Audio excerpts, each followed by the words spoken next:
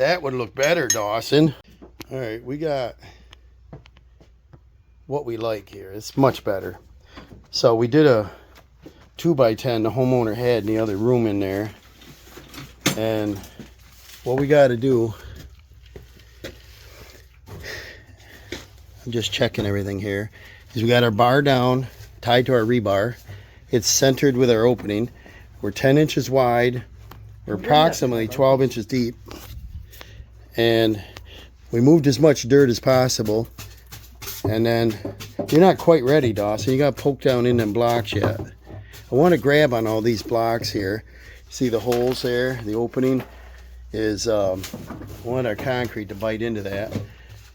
Now our grade here, because of this blacktop's way up, so we just threw some scrap stuff down in there. There's only 1/4 inch wafer board stuff he had. Keep us from blowing out. So we're gonna get ready. We got our mixer up. He's starting to fill it. I prefer he put the water in first.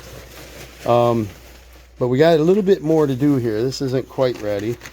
And we're gonna try to keep the mixer in here and pour directly into the form without using a barrel. Don't put too much in there. We want kind of a thicker mix here because we don't want it souping out, you know. And then we're going to carefully put it down that chute right into our form. You're going to get a good consistency. Try to spray the back so we don't have it dry in there. We'll get this set up good and we'll get forming or pouring here. By cutting the bag in half, he cut too far, but you lift up and you can carry just a half a bag. Makes it easier when it's in a tight spot like this. He's got his mask on. And then I'm loading up, bringing it over. And when it gets up high enough, I'm going to pull it to the sides. It's going to work good. Get a system going here. It's going to work pretty good.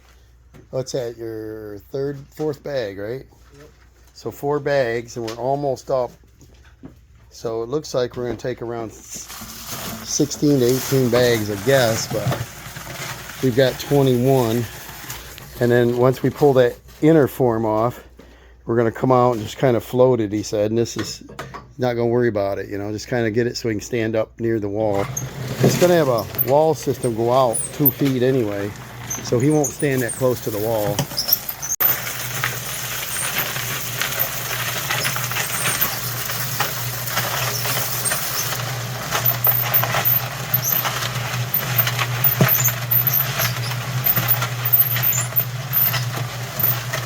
Some mud. All right, then he's hosing, getting a full gallon in there before he throws the next bag in, and I'm going to start pulling this over. Going pretty good, isn't it? Don't look too bad. Got a nice mix going on.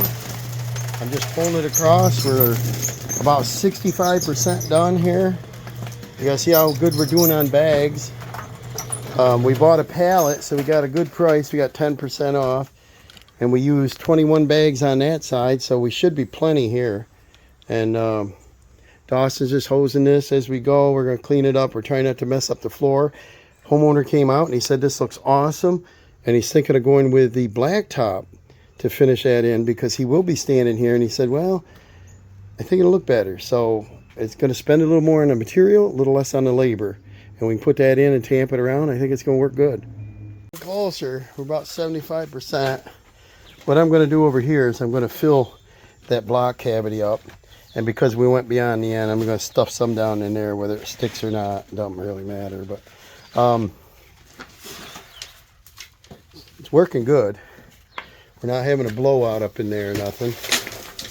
So this should work out good. This is Friday, so we'll have all weekend for this to set. Well, that's what she looks like. How many bags of concrete we got left? 2, so we used 19.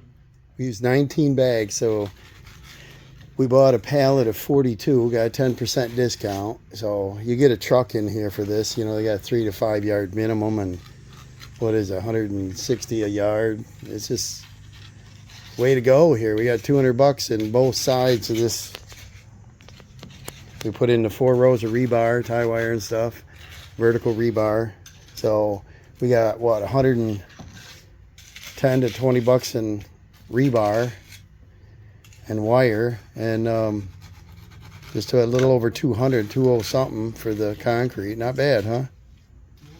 And then just come down through here and finish off the top. We'll take a little lunch. We'll come back and see how it looks and clean off the side of the form, and we'll let her set for the weekend. We'll put the tarp up, and we got a whole bunch of debris to get out of here, but this video was pouring the slab, finishing the form. This is going to be good because we're going to come back and knock this form off, and we got a 10-inch wide wall here, and we're going to finish it off with the blacktop coal patch. And this will be a pretty decent storage garage. You got to hang up all these tools, and he wants a little more room in here so he can put his stuff. So he's got some kind of system he's going to hang. So we're going to do OSB on both sides, give him something firm to nail to, hook to.